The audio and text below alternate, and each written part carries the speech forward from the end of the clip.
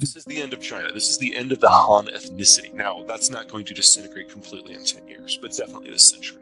The population bust is so extreme and so far advanced, there is no way that the Han survive as an entity, much less remotely in their current borders by the end of the century. The CCP is now stationing agents in homes of Uyghurs so that the wife and the husband don't have intercourse. Right.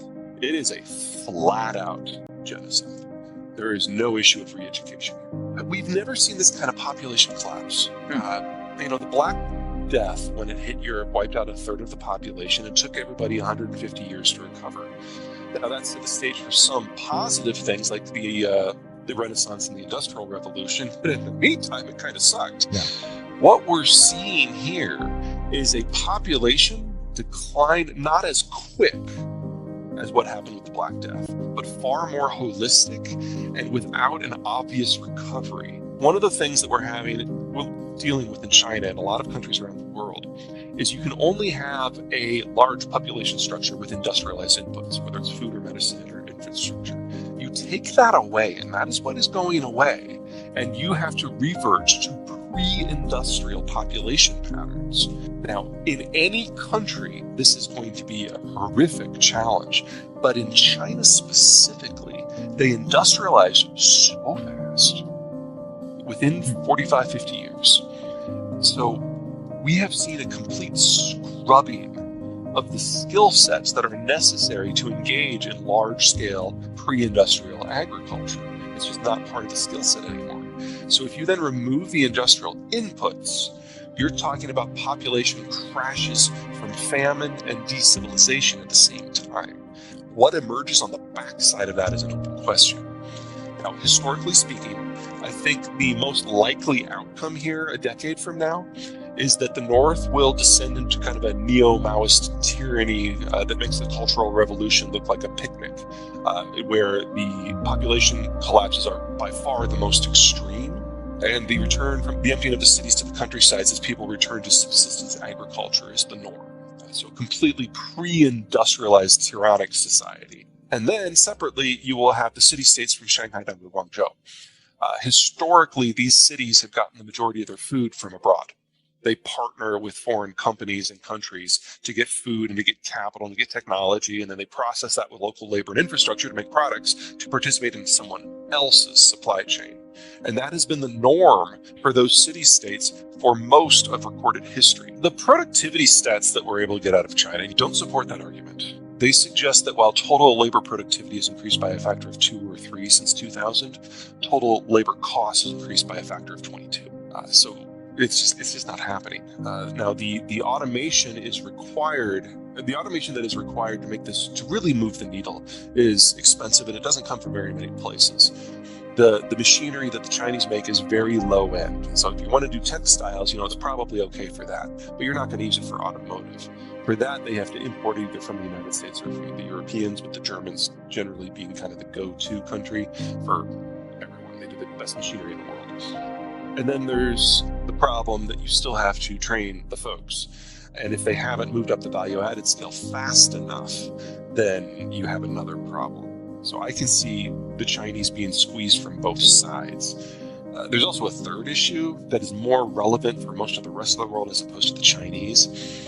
Machinery is expensive.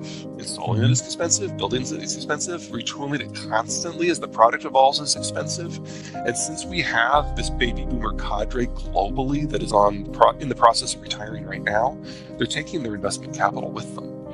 So anything you want to do that's new, especially installing new industrial plant, now has to be done in an environment of tighter capital markets than we have seen since at least the 70s, probably longer. The Ukraine war has been kind of a testing ground for Chinese theories on how the world works. And the Chinese have always looked to the Russians as an example, not necessarily to follow, but something to learn from.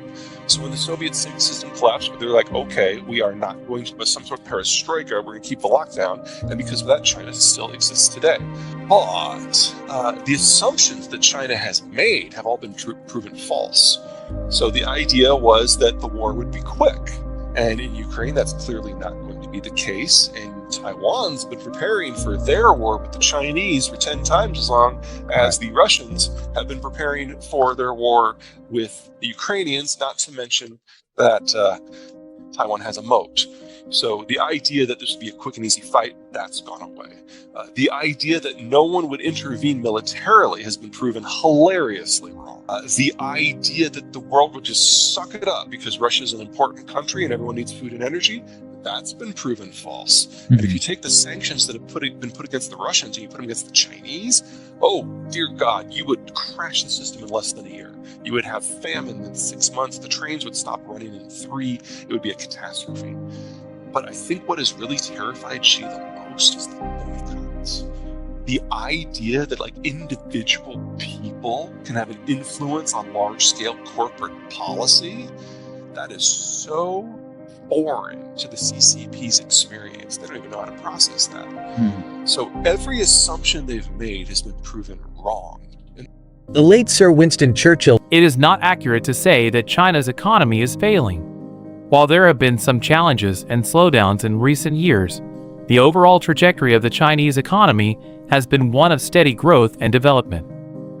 One of the main reasons for this is the government's focus on economic development and modernization. China has invested heavily in infrastructure projects and industrial development, which has helped to drive growth and create jobs. Additionally, the country has been successful in attracting foreign investment, which has also played a key role in driving economic growth. Another important factor in China's economic success has been its rapidly expanding middle class. As the country has become more prosperous, more and more people have been able to afford consumer goods and services, which has helped to drive consumer spending and boost the economy. However, it's not all positive for China's economy. Despite the overall growth, there are several challenges that the country is facing. One of the biggest is the issue of debt. In recent years, China has accumulated a large amount of debt, both at the government and corporate level. This has raised concerns about the sustainability of China's growth and the potential for a financial crisis.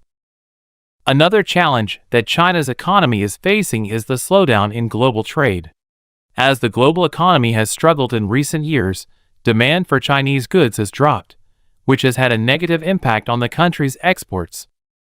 Finally, there is also the issue of rising inequality. As China has grown, the income gap between the rich and the poor has widened, which has led to concerns about social stability. In conclusion, while it is not accurate to say that China's economy is failing, there are certainly challenges that the country is facing. The government will have to address these issues in order to continue growing and developing sustainably.